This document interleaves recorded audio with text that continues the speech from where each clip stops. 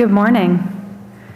I'm so excited to talk to you guys about this today. Tens of millions of voters are going to have the opportunity to vote on abortion directly this fall, which is very exciting. Yes, that is the right response. So I'm so excited to talk to you all about this today. My name is Alexis Magnan-Callaway, and I'm the Communications Director at the Fairness Project. I want to kick things off this morning by telling you a little bit more about myself and my organization, and then I'll turn it over to our panelists so they can do the same. So like I said, my name is Alexis. I use she, her pronouns. I've been working on ballot measures with the Fairness Project for the last 3 years, and before that did a bunch of cycles in candidate elections. And the Fairness Project is a national nonprofit that helps fund and run citizen-initiated progressive ballot measure campaigns. I know that's a mouthful. We'll talk about what those things mean in a second. The Fairness Project got started out of the labor movement. So it was a bunch of folks who were looking to improve the lives of working people that came together, and they said, how can we pass policies that are common sense, that are popular, and that are just not getting done at the state level or at the federal level? And the solution was let voters just vote on it directly, ballot measures. So our first few campaigns were minimum wage campaigns, and then our portfolio has expanded since then and now includes paid leave, predatory lending, expanding access to healthcare, and now, of course, abortion access. Which has been just like a tidal wave of energy into the ballot measure space around abortion access. So very excited to pull back the curtain on that and share with you through these folks some of the exciting work that's been happening on the ground. A lot of folks wonder with Fairness Project what our actual role is on these campaigns, and we are the ballot measure experts. So we work alongside folks like this who are in state, who are actually leading the campaign on the ground and who are the issue advocates and the experts on their states. And we are the ballot measure experts. So we help them navigate the process all the way from drafting the policy to turning folks out on election day and all the hard work that happens in between, like collecting signatures and turning them in and getting qualified and all the complications that can come with that because it's very different state by state. So that's a little bit about my organization. We're also one of the largest funders of abortion ballot measures this year. And like I said, we've just been blown away by the energy that reproductive rights advocates have brought into the ballot measure space. So it's a very exciting time. Each of our panelists here are joining us from a state that is either recently voted on abortion rights or is about to vote on abortion rights. And each of these panelists has played a pivotal role in getting those ballot measures up and running in their states. So I'm excited for you to hear from them, and we'll start with Desiree. Awesome. Well, thank you so much for that lovely introduction. I am a huge fan of the Fairness Project. Shameless plug, I'm on the advisory board for Ohio for the Fairness Project. I just really love the organization, what they represent, and the real change that we are obviously seeing across the country because of the role that the Fairness Project has played in partnering with people on the ground. Emphasis on partnering with people on the ground because we know in states sometimes national organizations come in and they do not partner, they direct. And so we just really appreciate the partnership. I'm Desiree Timms. I run Innovation Ohio in Ohio. We are the Comms and Research Hub, and we do all things messaging, all things research, and all things saying the thing over and over again until voters and people repeat it back to us, which you will hear me talk about a lot today. Awesome. Hi, I'm Taylor Aguilera. I use she, her pronouns. I am a proud native Floridian, and I am so excited to be here in this space with you all. I am the organizing director for Floridians Protecting Freedom. We are the coalition that is putting on the abortion ballot initiative in Florida. We are now Amendment 4, and we're working hard to make sure that we protect abortion access in Florida, not only for Floridians, but for patients all across the southeastern United States that relies on Florida to get the care that they need. A little bit about me.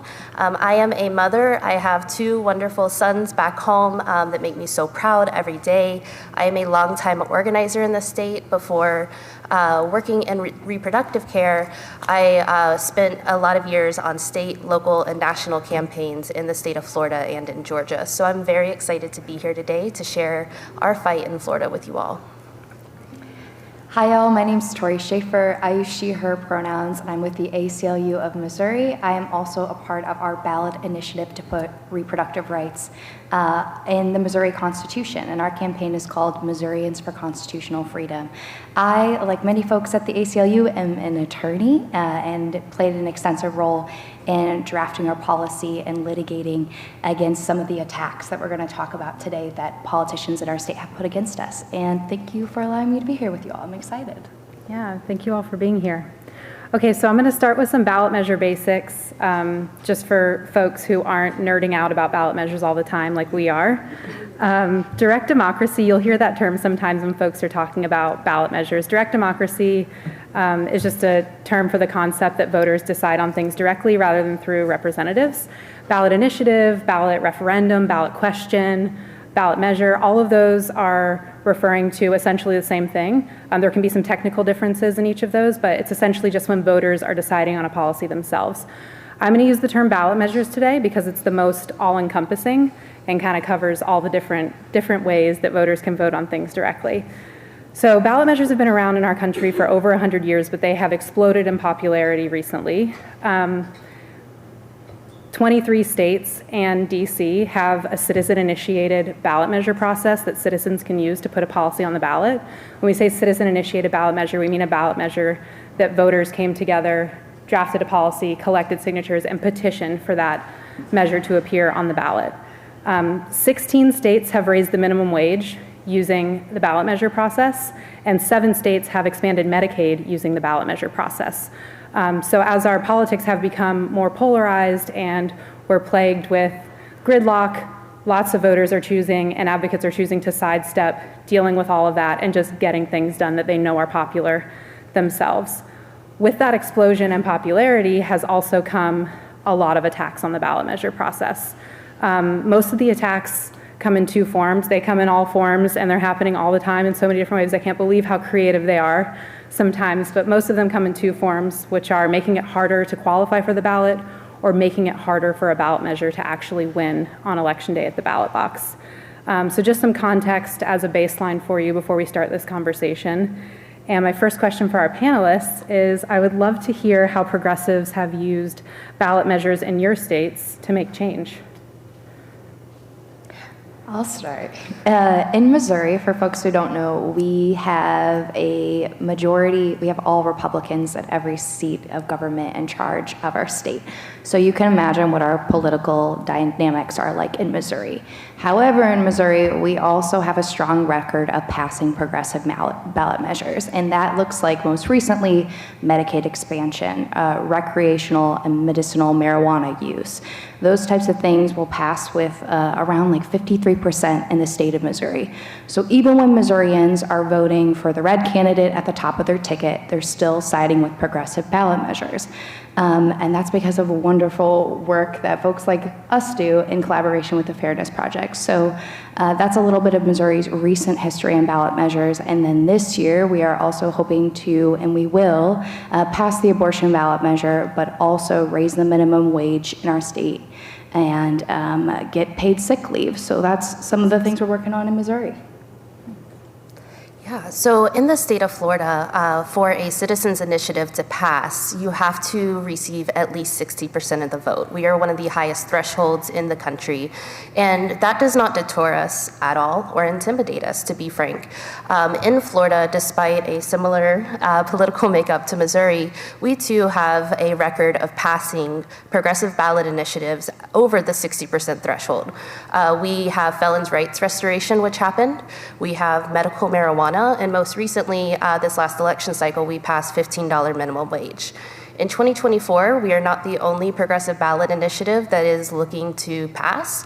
We also have recreational marijuana that's going to appear on the Florida ballot. So there is a lot of energy being pumped back into the state via this ballot initiative process, because session after session, we have all loaded up our cars, headed up to Tallahassee to have our words fall on deaf ears. So we are really excited to seize our power back and pass this amendment to save lives in the state of Florida. So a lot of what has happened in Florida and what has happened in Missouri has also happened in Ohio. We also have a Republican supermajority not because that's how Ohioans vote, but because they have rigged the map and rigged the rules so that they can maintain all power. But whenever we have an opportunity to talk to real people, whenever we have an opportunity to say, actually, we're not going to let the lawmakers vote on this, we're going to put that power into your hands. What do you want for your house? What do you want for your community?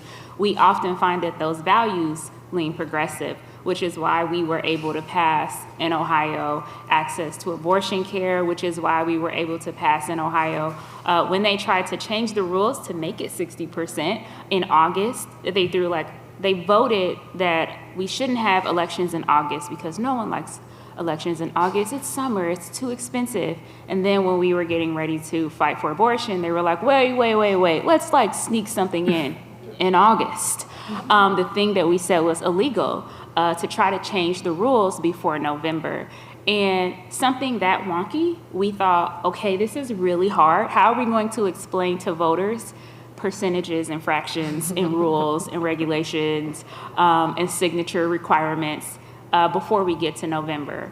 And we found that the trick that they tried to pull was not good, right? Trick no good. Voters still showed up and they still voted the right way. So whenever we take power away from people who have held onto it unjustly so for so long, and we give it back to the people tend to vote in the way that their neighbors would like them to vote. So hopefully one day, and we're looking at November this year in Ohio, because we have an anti-gerrymandering initiative on the ballot again, so that we can really have an electoral process and politicians that actually reflect the values of their community, because they have shown us at the ballot, state after state after state, regardless of what you see on TV, that state's red, they're never going to go for it. Oh, they always vote Republican. Oh, Donald Trump just owns it so well. That actually did not work, and we reject that argument. And so for people who try to ignore red states, the states aren't red. The people have been usurped from their ability to actually govern themselves and participate in a real democracy. So what we see when we have ballot initiatives on the ballot, we see democracy at work. Yeah, couldn't agree more. I love to call ballot measures and direct democracy the purest form of democracy because it feels so pure because voters can just decide themselves. Desiree, touching on that power dynamic that you just talked about and that power struggle that can happen, are politicians in your states threatened by the voters using ballot measures? And if they are, why do you think that is? I think the people who have power are often threatened when other people have an opportunity to take that power back. Often people with a lot of power, it leads to greed and they don't like to share. But the reality is the democracy that we have, it is collaborative. And we should live in states and in communities where people get to pick their politicians so that the people have a say in the policies, and that just hasn't played itself out. So whenever you hear politicians disinterest or rejection of an opportunity for a ballot initiative, you should be concerned because they are there to represent you. So if they don't want you to participate in the process, that's a problem, and that's why they don't want it, is because they don't want to share their power, and they don't want to shine a light on what they should be doing, which is working on behalf of the people. Mm-hmm. Yeah. Anything from Florida, Missouri on people reacting to voters using ballot measures? Of course, I have something to add to this discussion. We have a really steep requirement to get on the ballot in the first place in the state of Florida. We had to get over 800,000, nearly 900,000 signatures from Florida voters, and that couldn't just get loaded up in Miami-Dade or Orlando. We had to show congressional district diversity. So we had to get 8% of the electorate from at least 50% of congressional districts, which adds up to about 14 congressional districts. And during our petition collection process, we heard a lot of doubters, haters, some might say, of they'll never get there, it's too steep, it's Florida, they're going to mess with the process. And our team stayed laser focused and we drowned out the negativity.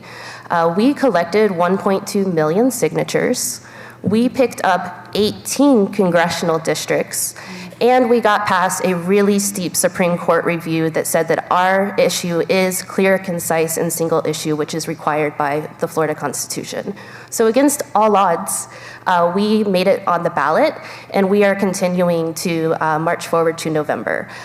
Despite the Attorney General's office trying real hard to add some really confusing language to our initiative, we have the amazing legal team at the ACLU of Florida that is fighting tooth and nail to make sure that what appears on ballots this November is clear, concise, and what 1.2 million people signed a petition to get on our ballot.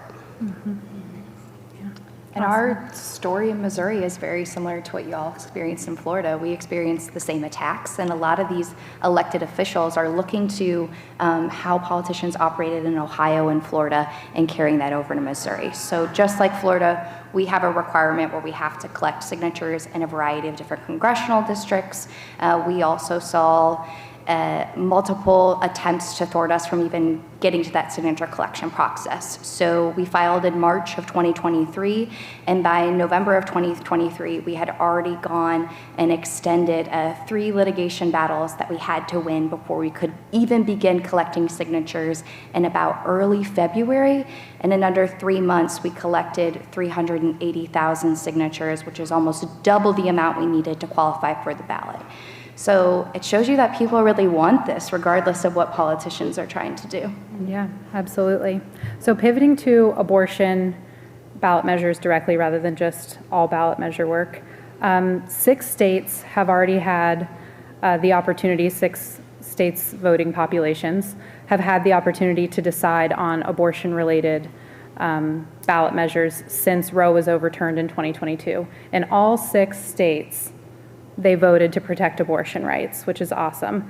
Voters are likely going to have the chance in many, many states this year, Arizona, Florida, Missouri, Montana, among others. Why do you think ballot measures have become such a useful tool in securing reproductive rights? Yeah, I think it goes back to that direct democracy, that when Roe fell, I think we all probably had a similar gut feeling in the bottom of our gut, because those of us who live in legislatively vulnerable states knew what it was the minute Roe fell. And the Florida legislature got hard at work immediately, starting to chip away at abortion access. They said, oh, we're going to pass a 15-week ban, but it's just 15 weeks. Well, they came back and said, 6-week ban. We are anticipating that, if we're not successful in November, that they will come back for a near total ban, because their actions have shown us that time and time again, session after session. I worked at Planned Parenthood during the 2023 legislative session when the 6-week abortion ban passed the Florida legislature. We were up in Tallahassee every single day of session, fighting tooth and nail to try to take the teeth out of the amendment, stop the bill from passing. And I had a state legislator look me in the face and say, I know this isn't popular with my constituents, but I'm tied to my party, and marched into that chamber and voted for the abortion ban. So the extremist politicians aren't even shy about knowing it's not popular with constituents, but they sign these pledges to follow their political ideology over the will of the people. And I think that is why these initiatives are so darn important, because our voices have been taken away in our state capitals, state by state. So this has allowed us to bring life back into the room, bring these policies that Floridians care about at the ballot box, where they have that chance to actually vote for change. Mm-hmm. Yeah, amazing.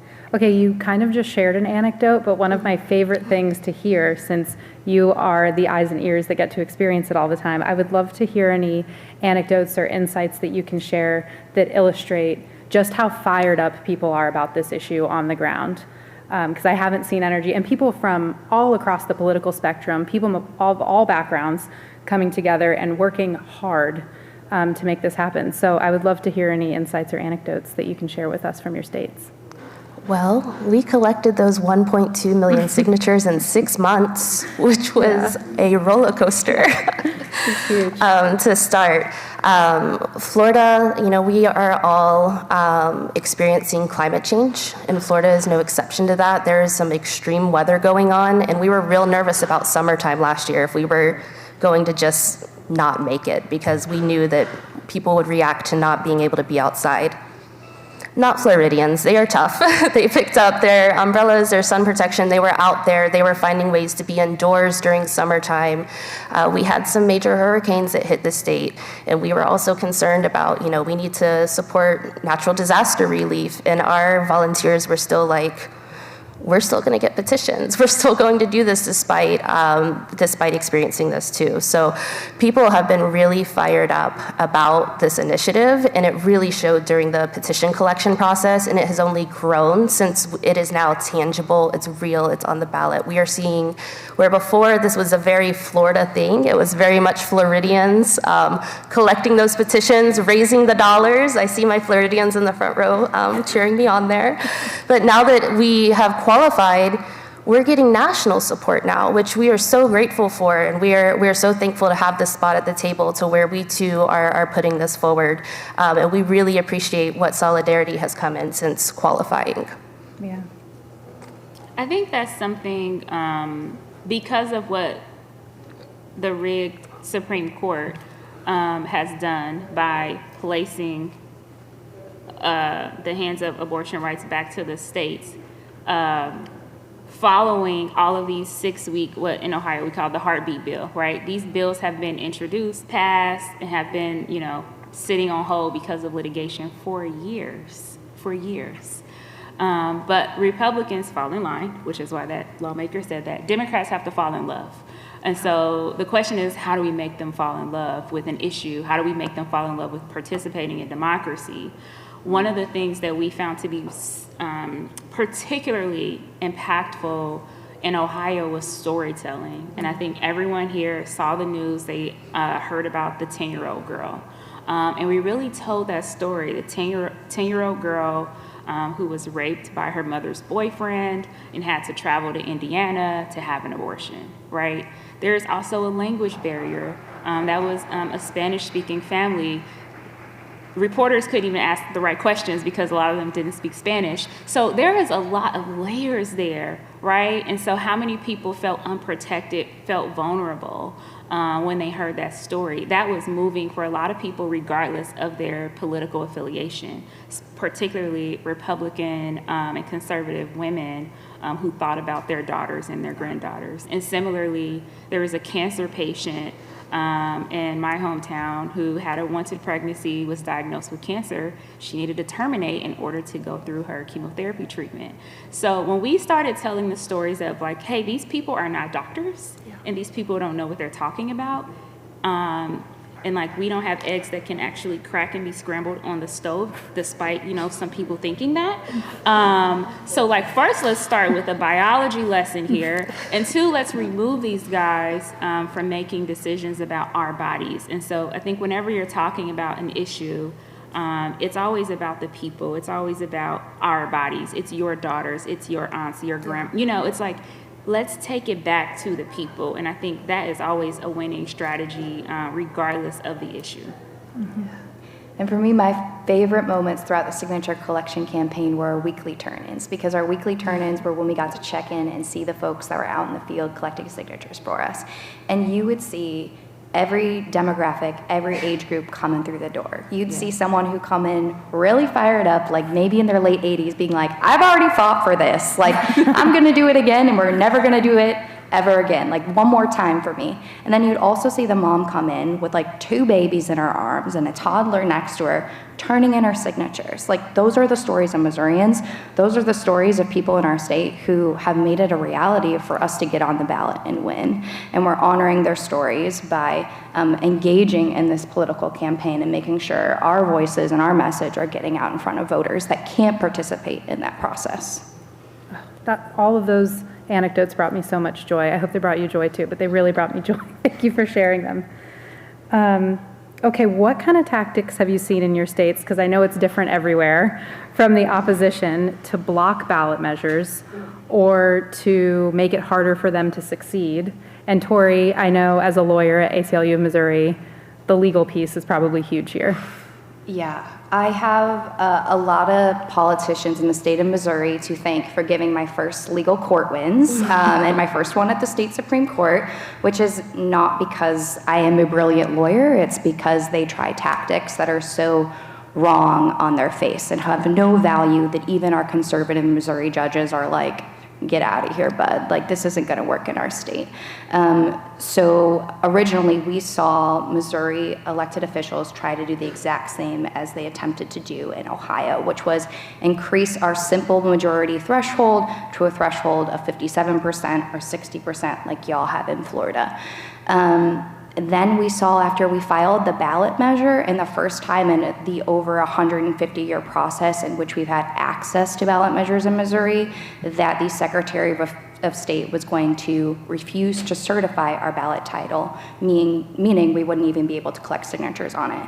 So we had to go to court for that once just to get the bare minimum certification that's required by law, win that battle over the summer, and then we had an attorney general who said that our ballot measure should cost not millions, but billions of dollars. And if you look at the Missouri state budget, we don't have money like that. So just these astronomical fiscal notes to try to get Missourians out of voting for this measure. We had to defeat that in court. And then we got really horrible ballot summary language from our Secretary of State. And thankfully, the judges in Missouri saw right through that, and we ended up getting really fair language, and that's why we ultimately decided that 2024 is our year, and why we move forward with collecting signatures. So they've tried everything, and now what they're trying to do is win the disinformation game that they're playing and straight up lying about what our measure does. So it doesn't stop, and it's certainly not going to stop after we win in November. We're going to have to continue to litigate to make sure we actualize the protections that we put in this constitutional amendment.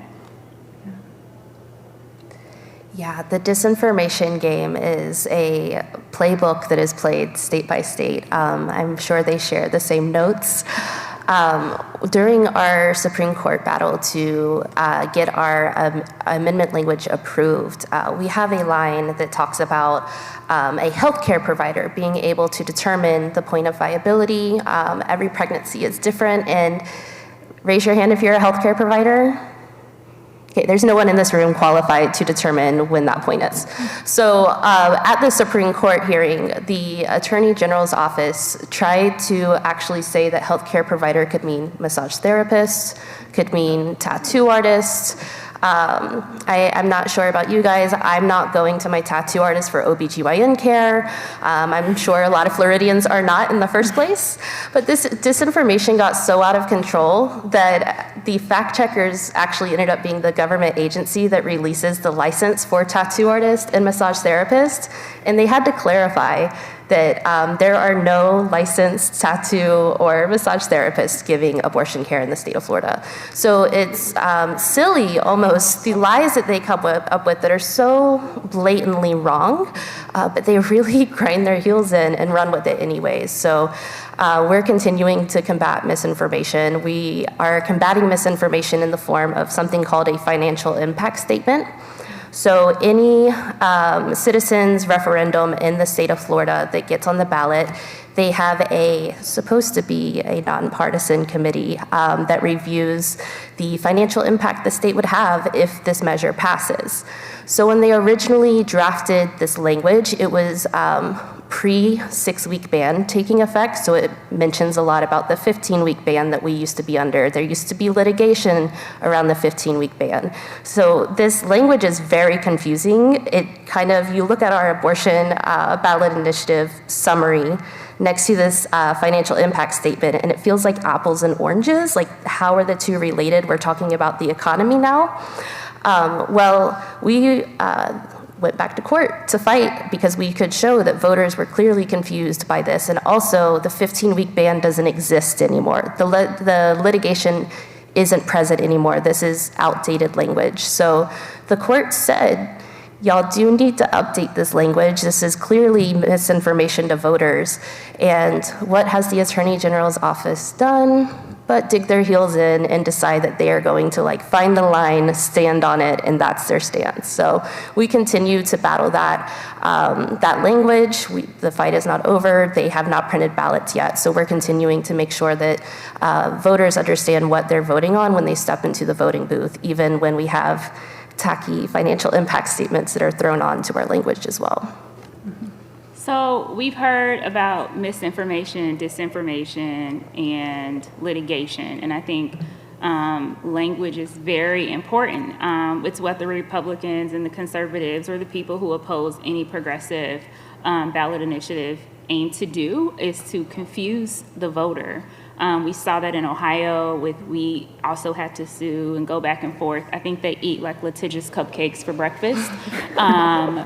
But really playing with the language so that the average voter would say like, oh, this is terrible. They're taking babies at 9 months and beheading them. Because if they had their own language, it would probably read something like that, which is crazy. One of the things we did was launch a website that's readtheamendment.com. Basically, we are not going to go back and forth with the Republicans and the conservatives on this. Read the language for yourself. And made it very public. It was a very generic website. Here you go. And people were able to read the language for themselves.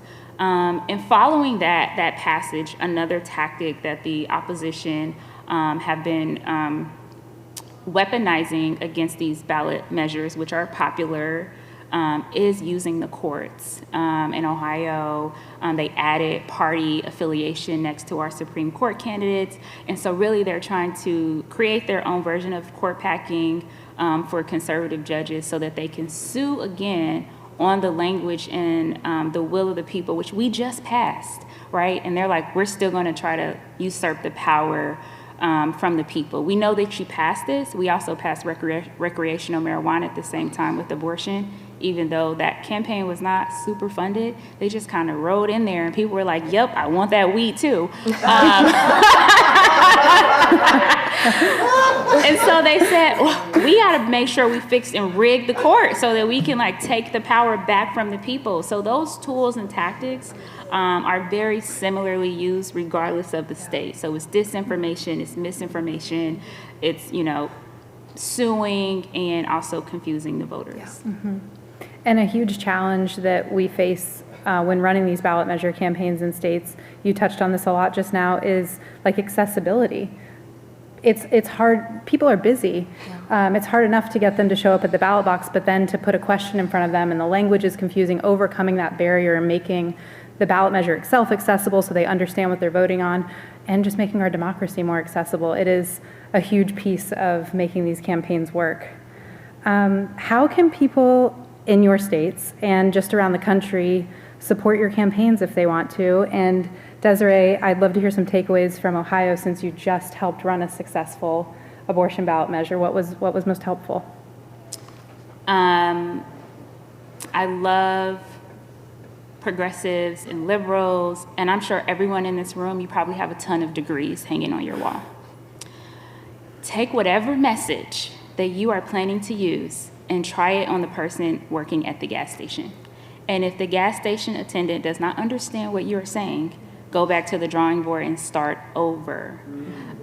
We talk up here to people about these hyper complex civil rights and social justice issues, and they're like, okay, I got 10 minutes, I gotta put my kids to sleep, I'm very stressed out, I don't make enough money, groceries are high, gas is high, what do you want? Mm-hmm. And you need to be able to tell them in 30 seconds. So keep it simple. I think we suck at messaging. Really keep it simple. I think Laura Ingraham from Fox News said, liberals only care about popcorn and Planned Parenthood. And I was like, dang, we need to put that on a t-shirt. That's good. We gotta make sure we own the message. And I think that's something that really worked well in Ohio, is that we really owned our message.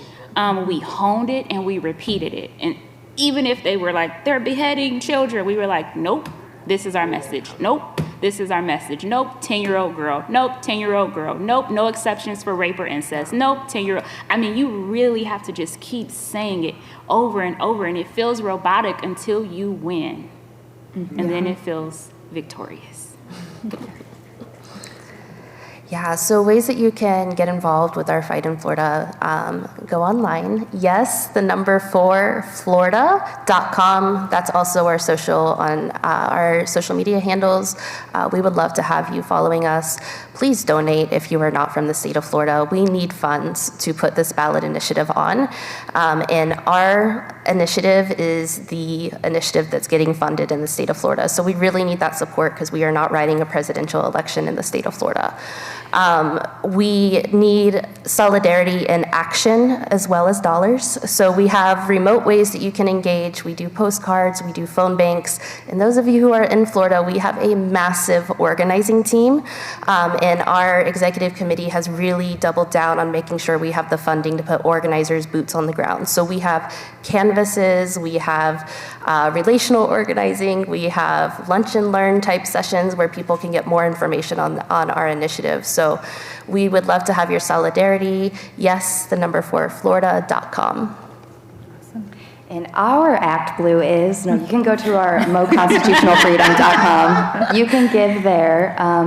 And I think most importantly, in addition to what they all said, talk to people about this. Let them know that this is happening. Let them know in states where you have the access to the initiative petition and citizens initiative petition process that you can do this. State like Missouri, Ohio, Florida, we're out here doing it.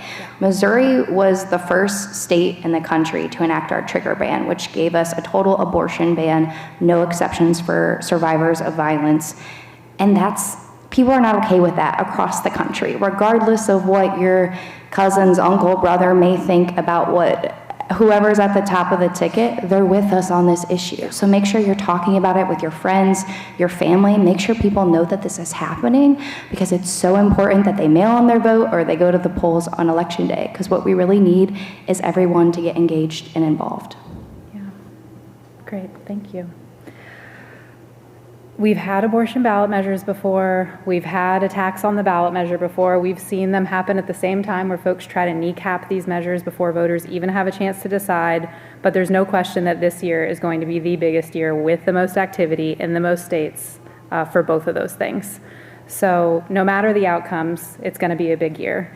I love to hear how you think these ballot measures, no matter how they play out, and the work that you all have done to help fight off the attacks on the ballot measures have impacted grassroots organizing and voter engagement in your state.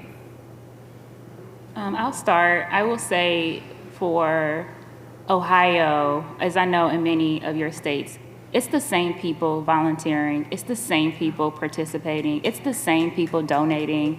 And so when you continue to lose, it's demoralizing. It's low energy. People are just like, look, I don't know. And so for us to have a win, and for us to say, well, we saw Kansas do it, or look what they did, we can do it too. We feed off of each other's energies when we look at what other states who have been written off by national folks, when we see their workers and their volunteers stay at it, it's a boost to people who have been at it for years and years and years. And so what I hope people will see and will take away from Ohio is don't give up. Continue to do that work because it will pay off. Yeah. I would absolutely second that. The getting to see Ohio and Kansas before us gave Floridians the most amount of hope. On y'all's election night, we were all gathered on Zoom watching from Florida because we were like, Ohio's got this, Ohio's got this. So that definitely gives me boost working in this day in and day out. But I would tend to agree that being in a state that is so oppressive with legislative policy, with voter suppression, with gerrymandering, has sucked the air out of the room. There are a lot of people who have left the state for good reason, for convenience. It doesn't matter, they're gone. So we've lost a lot of the infrastructure that we typically have had year after year in progressive organizing. So though our amendment, we aim to do this one time and do it right and get through, we're trying to build an infrastructure that is going to last past November. Because civic engagement is more than showing up on November 5th. Civic engagement is year-round work. What are we gonna do if we don't pass this initiative? That doesn't mean that I'm packing my bags and I'm quitting, I'm going home and taking my toys. That means that we have more fight ahead of us. What happens if this passes and they try to dismantle it? That means we have more fight ahead of us. So we have to look at the long game. We can't say, we did it, November 5th, we're done. I wish it worked that way. I'd be retired by now, it'd be awesome. But that's not the reality, so we have to stay focused. I have heard a lot of naysayers around the state of Florida, but Florida is my home. Florida is home to 84,000 patients that need abortion access care, and those people are worth fighting for. Absolutely. It's definitely, these ballot measures have helped build our infrastructure. We built a lot of infrastructure in our state based on those previous progressive wins that we talked about and from labor fights. Like, we learned a lot from the labor movement and how they organized their communities and essentially used those same strategies and doubled and tripled it to get the signatures we needed in time to meet our deadline. And so our amazing organizations and organizers at Abortion Action Missouri and Planned Parenthood and ACLU worked across the state with folks that we really hadn't organized with before and engaged new communities into this fight. And so that's what we're seeing built from this movement. And you'll already hear some of us talking about, okay, what are we doing in 2026? Like, what are the steps to make this state a better place to live in and exist in? Because just like Florida, we've had folks leave our state because of our oppressive laws. And so we really see this as a building block and a step in the fight to win abortion rights access, but it's also about so many other things and building this movement and getting young people involved and excited about getting involved and producing real wins for our state and our people in our state. Yeah, awesome. I'm ready to get involved right now. I'm so excited. Let's go. Thank you so much for answering all of my questions. Now I'd like to turn it over to the audience here so that we can answer questions from you. You can direct them to one particular person or to the entire panel. If you need a microphone, I think we can hear folks up in the front pretty well, but if you'd like a microphone, you can just stand up and we'll bring you one. But please, questions.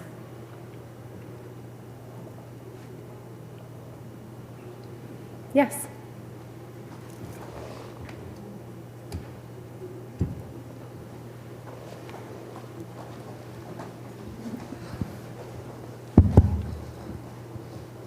Hi, this is a really great panel. Thank you for sharing your wisdom. It's fantastic. I had a question. There was a point made, a really good point about messaging around if a gas station attendant can understand you, it's good messaging. If not, go back to the drawing board. And I found in my work in the grassroots, it's the grassroots that really understands messaging because we're talking to community members and, how should I say it, the establishment, as it were, are the ones that are behind. Have you found that the case with this issue as well? No, not really. If I'm being honest, I think people, when you're mobilizing, particularly like, let's say you're working with XYZ labor union, oftentimes these people care about the issue, but they don't know how to win it, right? They're like, I'm not a politician. I don't do this. I just want to help, right? So like, give me the talking points and I will go do the work. And who I'm talking to the people who are at the table with the strategy. I'm talking to the people who are disseminating, right, those brochures to those volunteers who are knocking the doors, who are talking to people. And what I encourage people to do is like read it for yourself. If you can't understand it or if it doesn't flow naturally, put that back in your tote bag and just have a conversation. But even when we work with pollsters, right, they're like, oh, we tested this message and this is the best message. And I'm like, come to my house. And my family will explain to you why that message sucks. So I think it's okay if you are grassroots and you're doing the work and you're talking to people, I support feedback loops. You should be telling them, I hear what you're saying, but this is what we're hearing on the doors. I hear what you're saying, but this is what I heard when I was pumping my gas. I hear what you're saying, but when I was in Starbucks, sitting down listening, or Dunkin' Donuts, or whatever coffee shop, this is how I heard regular people talking about it. And I think sometimes when we work in this space, again, I just think we're hyper-educated, hyper-informed, literate. We're not taking into account of regular people who are not watching TV all day.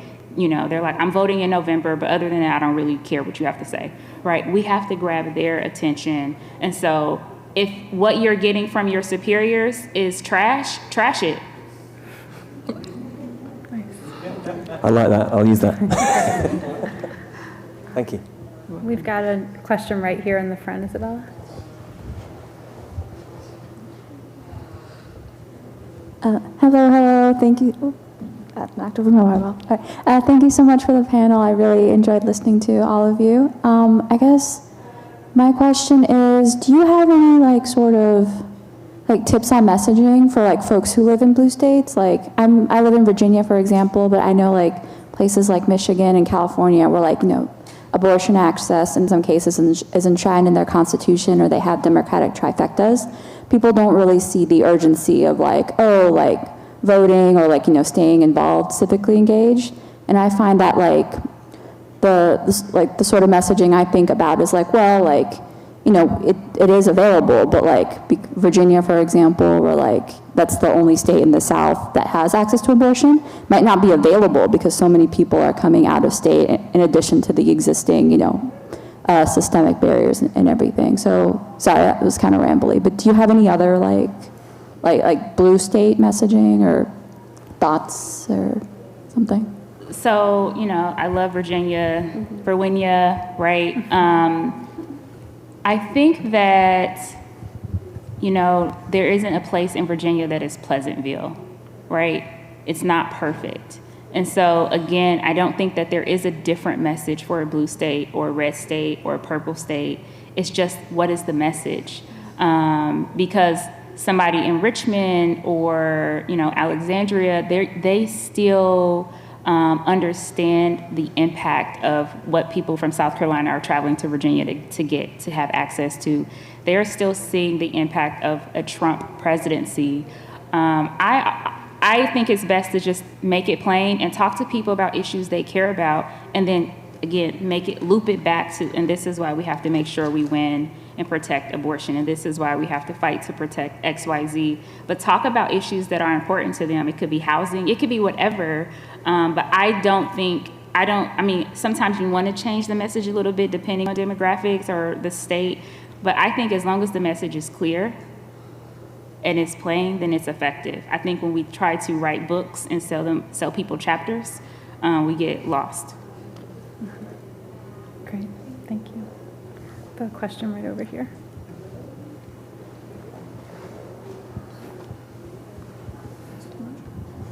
Hi, everyone. So I'm Ohio State Senator Kent Smith. So it's, listening to my friend Desiree talk about the Ohio struggle again, just brings back tons of great memories as we saw the citizens rise up and actually support the Democrats in the legislature. And one of my favorite lines about messaging and about how our side oftentimes is too timid is Democrats often bring a feather duster to a knife fight. And I think one of the messages that was crystal clear that really helped us, and I'm sharing this with folks that are going to have this fight, in your states in the future, is if there is an abortion ban, if there's no exceptions for rape, incest, etc. One of the phrases that we started using was, well, the current law is a fatherhood guarantee for rapists, which is a pretty brutal way of saying it, but that cut through some of the clutter.